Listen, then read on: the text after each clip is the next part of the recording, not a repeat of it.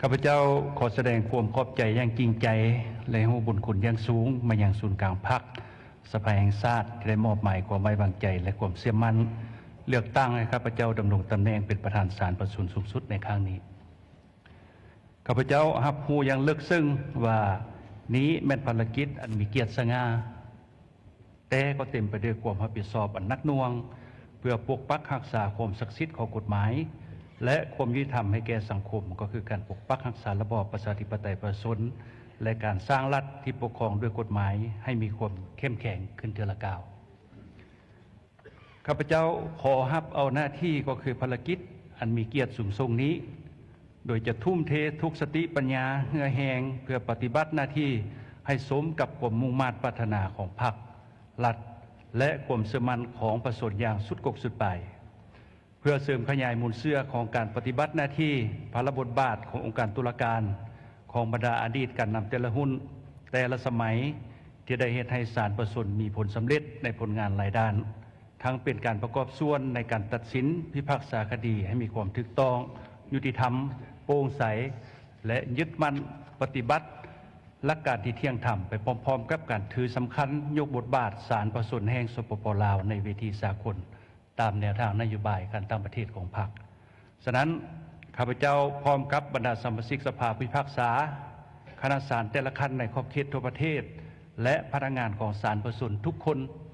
จะปฏิบัติหน้าที่วิชาการในความรับผิดชอบของตนดังนี้ 1. จะยึดมั่นความจงรักภักดีต่อประเทศชาติภาครัฐและประชาชนลาวบรรดาเผ่ายึดมั่นและปฏิบัติตามแนวทางนโยบายของพรรครัฐธรรมนูญและกฎหมายของรัฐอย่างเข้มงวดสุมใส่ศึกษาอบรมการเมืองแนวคิดให้พนักงานรัฐกรของศาลประชาชนมีความเชื่อมั่นต่ออุดมการณ์ของพรรคมีคุณธาตุการเมืองนักแน่นมีความสัตย์ซื่อบริสุทธิ์และสืบต่อเต้าห่วมความสามัคคีเป็นเอกภาพภายในให้เป็นปึกแผ่น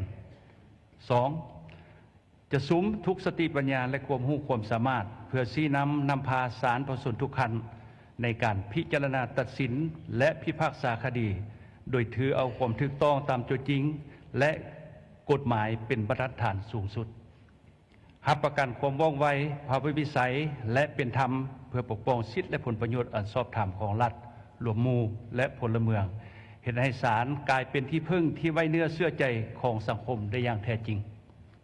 3. จะยกสูงจรรยาบรรณจริยธรรมและความรับผิดชอบการเมืองไปเคียงคู่กับการสร้างผู้พิพากษาและพนักงานศาลประชาชนแต่ละขั้นให้มีความรู้ความสามารถทางด้านวิชาการให้สูงขึ้นสุมใส่อย่างต่างหน้าในการสกัดกั้นและแก้ไขปรากฏการณ์ย่อท้อที่เกิดขึ้นอยู่ภายในองค์การตุลาการให้หมดไปอย่างเด็ดขาด 4. จะปรับปรุงแบบแผนวิธีเวียกให้มีความคล่องตัวโปร่งใสและมีวิทยาศาสตร์สุมใส่การสร้างและปรับปรุงระบบการคุ้มครองบริหารศาลประชาชนให้มีความทันสมัยเพื่อยกสูงขีดความสามารถในการบริหารวิชางานขององค์การตุลาการให้มีประสิทธิผลสูง 5. จะเพิ่มทวีกลไกประสานงานที่แน่นแฟ้นกับองค์การดำเนินคดีตามกระบวนการและทุกแขนงการที่เกี่ยวข้องเพื่อสร้างความเป็นเอกภาพในการดำเนินคดีรับประกันให้การตัดสินและพิพากษามีความเด็ดขาดถูกต้องตามกระบวนยุติธรรมข้าพเจ้าเชื่อมั่นอย่างนักแน่นว่าภายใต้การชี้นำพาของคณะบริหารศูนย์กลางพรรคการติดตามกฎกาของสภาแห่งชาติการสนับสนุนและช่วยเหลือจากรัฐบาลและทุกภาคส่วนในสังคมข้าพเจ้าจะสามารถปฏิบัติหน้าที่อันสูงส่งนี้ได้อย่างมีประสิทธิภาพ